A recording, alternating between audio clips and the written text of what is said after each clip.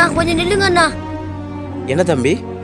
ஏய் தம்பி, ஏய் ஏய் தம்பி, ஏய் தம்பி நில்லுங்க தம்பி. ஏய் தம்பி,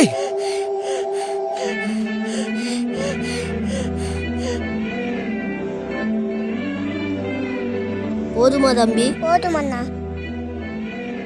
எழுமுங்க தம்பி. அண்ணா மன்னிச்சிடுங்க அண்ணா.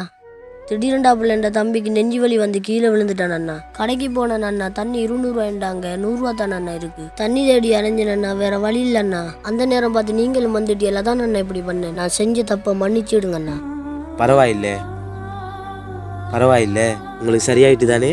இந்த காசை பிடிங்க அண்ணா, இனி இப்படி தப்ப நான் பண்ண மாட்டேன் அண்ணா. இல்ல தம்பி, இந்த காசு நீங்களே வச்சுக்கோங்க.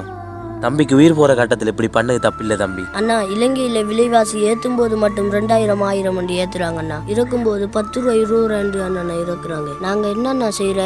இந்தாங்க அண்ணா, உங்களோட பொருள் உங்கள்கிட்ட இருக்கட்டும் அண்ணா, பிடிங்க அண்ணா. இந்த பையன் எங்கேயோ பார்த்தா மாதிரி இருக்கு.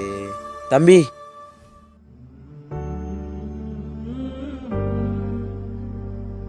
ரெண்டு 3 மாசத்துக்கு முன்னால இவடத்தை நான் மீன் விற்கும் போது கண்டேன். அந்த பொடியும் தானே நீங்க? இப்பயுமா தான் அண்ணா பண்றோம். வா தம்பி, போய் தூண்டில் எடுத்துன்னு வருவோம். ஏழ்மையின் இருளில் இமைகளும் தூக்கம், ஏன் இந்த பிறவி என ஏழையும் ஏக்கம், எரித்திடும் விறகாய் இலங்கையில் நாங்களும் தேக்கம், எப்போது விடியும் எல்லோருக்குமான